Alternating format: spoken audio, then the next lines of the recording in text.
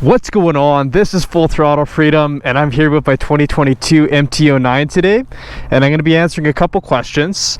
The first one is, after 4 months, do I still like the 2022 MT-09? The other is, should you buy a 2022 MT-09, or really any MT-09 for that matter? So let's hop on the bike and we'll dive right into these important questions.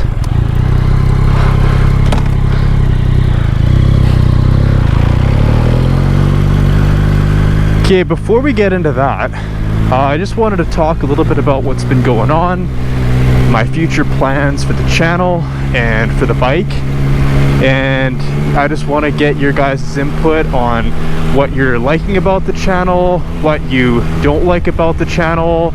Leave down in the comments, would you rather see more of these how-to videos? Do you want to see ride-along videos? Do you want to see some tips and tricks for bikes? From what I've seen, I feel like a lot of you have got a lot of value out of my how-to videos on installing mods and other parts to the bike, and just giving an overall description of the bike, what I like about it, what I don't. And so today, that's what I'm going to be doing. I'm going to be talking about my experience with the 2022 MT-09 so far.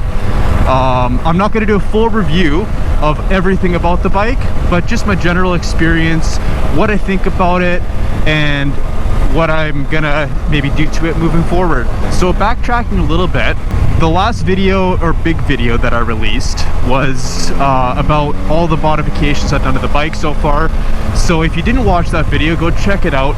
But basically what I did is I broke down everything that I've done to the bike, and kind of the main idea and conclusion that you can get from that video is that for now I've pretty much done everything that I want to on the bike.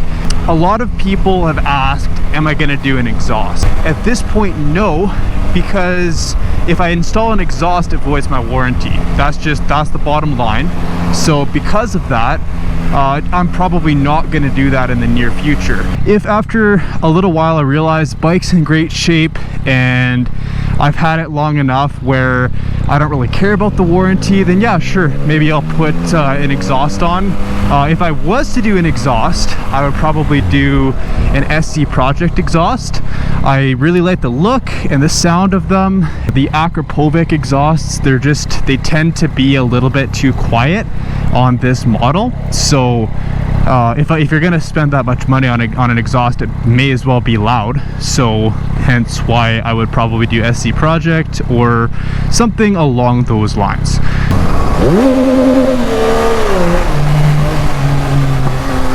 So the bottom line is that I am done with all the mods on my bike thus far.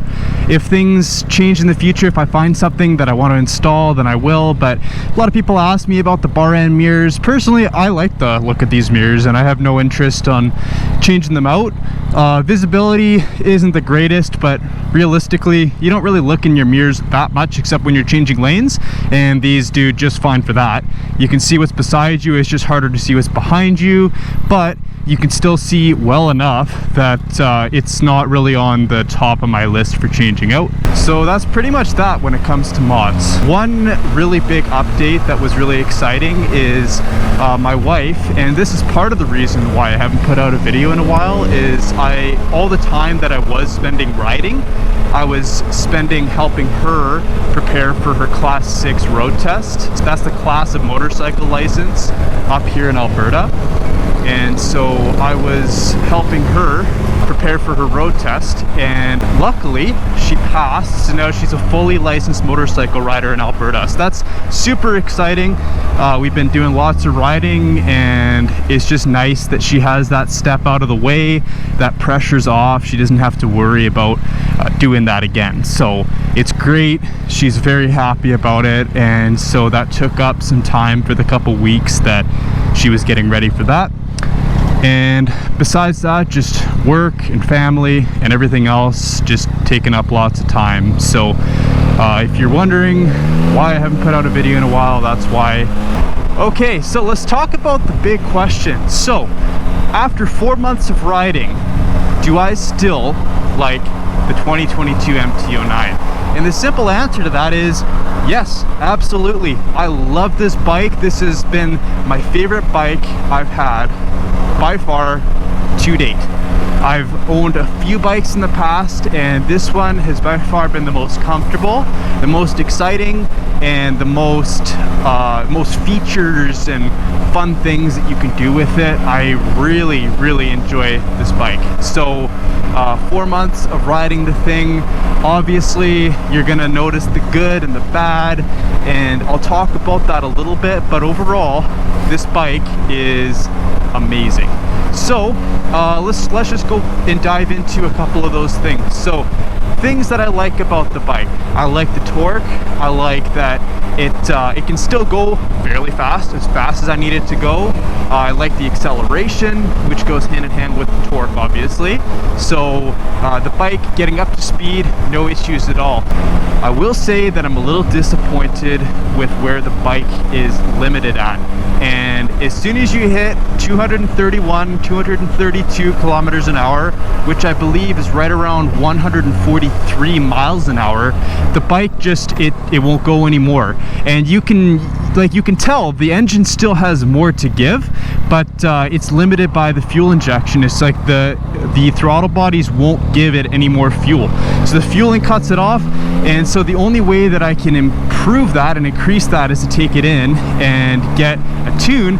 But again, if I do that, then it voids the warranty, because any tampering with the engine voids that engine warranty. So it's a little disappointing, but at the end of the day, 231, 143, whatever unit of measurement you're using in your country, they're both really good numbers. It's just, if you're used to leader bikes like I am, well, that's it's not really the cutting edge, super high top speeds that you're used to, but it's more than enough for city riding. And even, I mean, you guys have seen the videos of me riding with my R1 buddies and other leader bike guys, and they're like, I keep up well.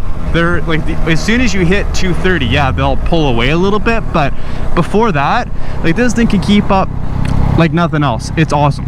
I love this bike.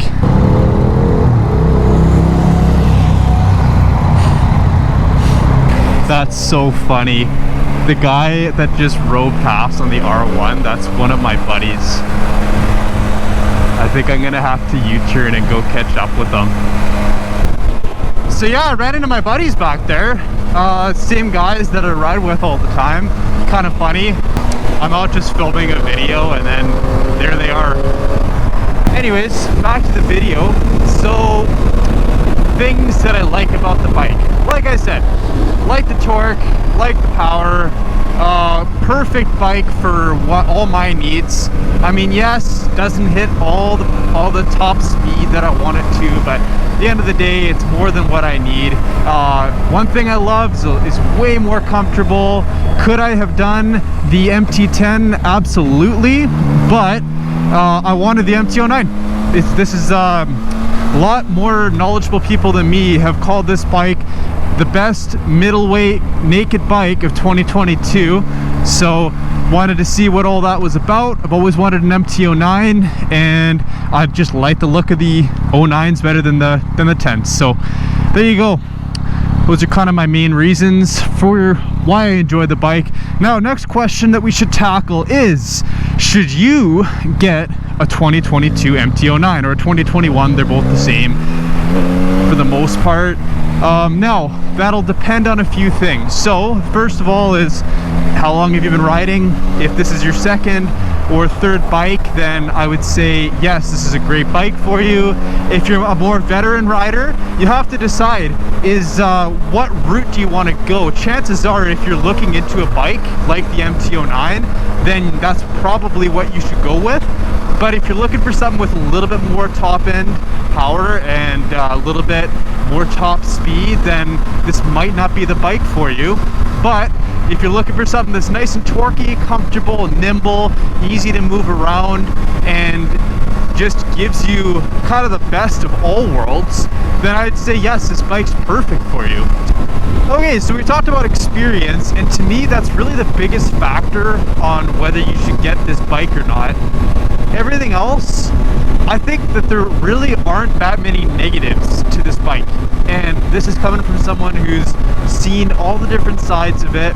It's really great for low speed. It's really great for high speed. It's the best of both worlds. You can do lots of cornering at high speed. You can do lots of city riding and still be comfortable, not have your crotch and your butt and your back and everything on your body hurt. So that's awesome. And you can still be a little bit of a hooligan, do some fun stuff. If you're looking at the sport bike realm, so naked bike, sport bike, sport touring, anything in that realm, I'd say this is a really great bike.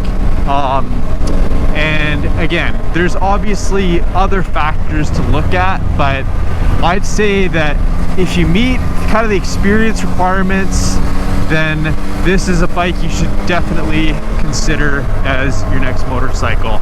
Okay, as far as features go, we know this thing has wheelie control, ABS, traction control, quick shifter.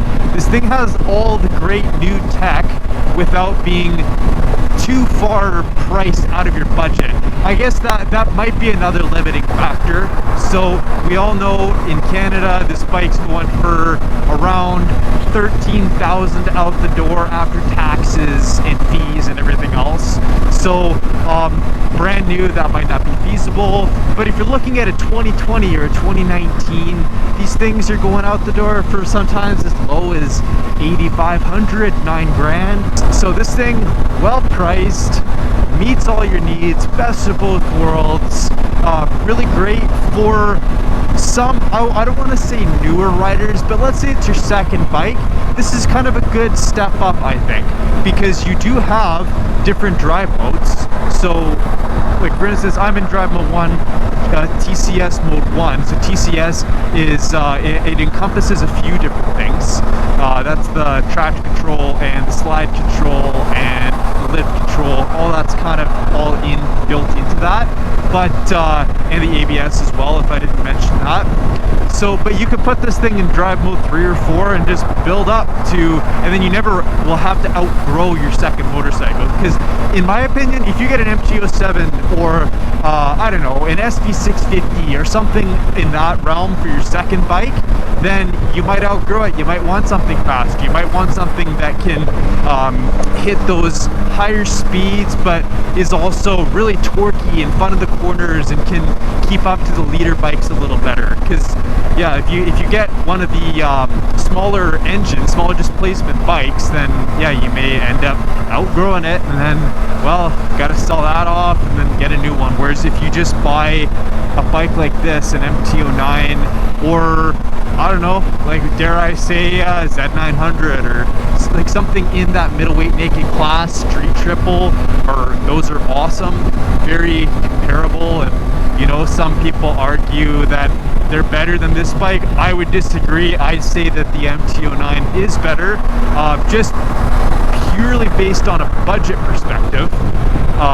And you still get pretty much all the same features. Again, Triumph, I get it, really, really well built bikes and just a little bit more class. This, you know, people say, well, it's built a little cheaper and it doesn't look as nice, and all that I would agree with you with. But when it comes to pure performance versus cost, what you get, bang for your buck, MT-09 is by far the way to go.